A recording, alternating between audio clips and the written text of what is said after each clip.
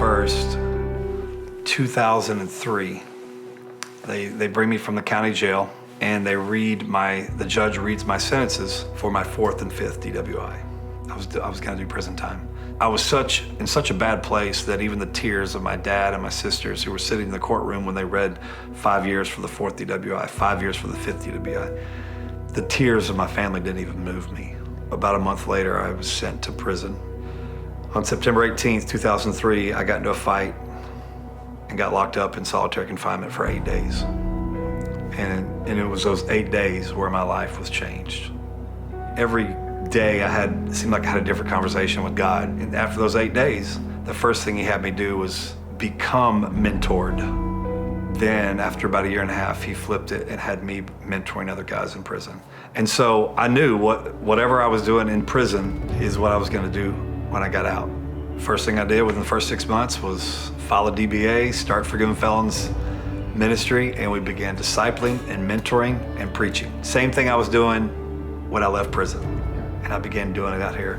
Even when I was in my room or my cell one year praying, and I said, Lord, you want me to do all these things, but I have this word felon attached to my name the rest of my life. It's gonna be a hard road ahead with that label. Is there anything you can do to get rid of that label? He said, I want you to embrace it, but not be identified by it. And there's a difference between embracing something and letting it identify you. And so he said, from this day forward, don't call yourself a felon, call yourself a forgiven felon. Well, J. Dan Gumm runs a large ministry both inside and outside prison, and his impact is so great, there's an upcoming documentary just released on Roku about his life. J. Dan Gumm, welcome to our show. We're so happy to have you here. Welcome. Thank you. It's great to be here. You know, your life was messed up, man. Yes.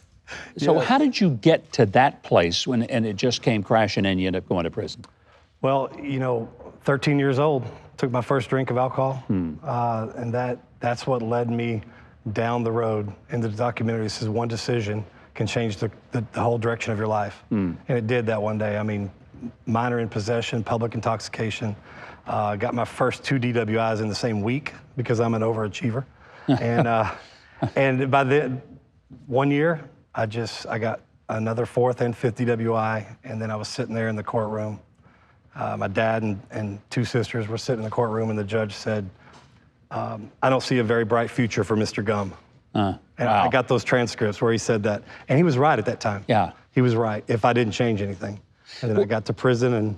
You get to prison, and did you think this is it? This is my life? I really did. I just got in. I got right in with the game. I was gambling. I was just hanging out with, in prison, it's all segregated, just started hanging out, with the white people. But then I got into a fight, and on September 18th, 2003, and at 9 a.m., and it was quiet the whole day.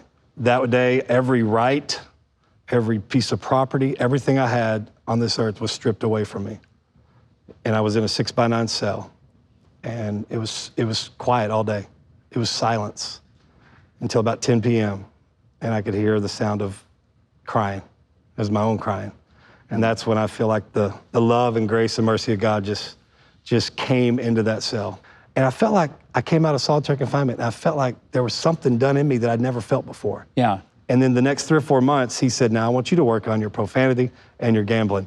And so what he showed me was sometimes he's gonna deliver us out of something, but sometimes, man, he loves to partner with us and walk us through stuff. You started an organization, Forgiven Felon. I mean, I think this is an important message for people because your life proves there's no such place that God can't find you, and there's no such person that God gives up on you. Yeah. And that's what Forgiven Felon is all about. You're absolutely right. And it came, before it was the name of our ministry, it was a mindset change. I said, God, how am I going to do this with this label? How am I going to do it? Because you carry that the rest of your life. The rest of my life. It don't matter if I get expunged, there's always a paper trail with that label on me.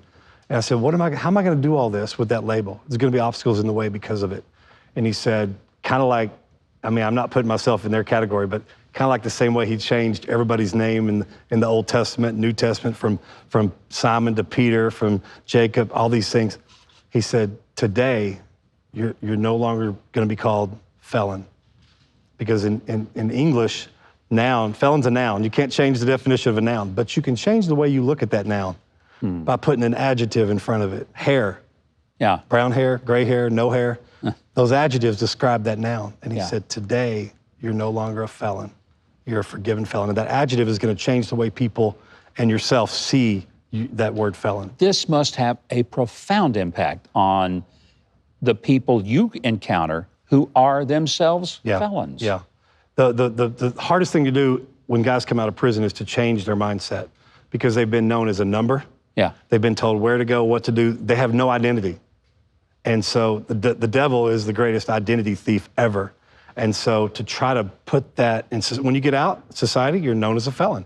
Parole calls you a felon. Parole, everywhere you go, apartment complexes, they're like, oh, you're a felon, you can't live here. Churches find out sometimes, and they're like, we can't really, and I hate to say it, but there are some churches that don't want felons in their church. But, what a shame, but I'm glad you have got an opportunity not only to help the people who have become forgiven felons, but also maybe to help churches understand. Love people. Educate them.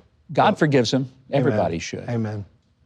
J. Dan Gumm, thank you for being here. What a great story. There's a reason that we wanted you to be Huck's hero tonight.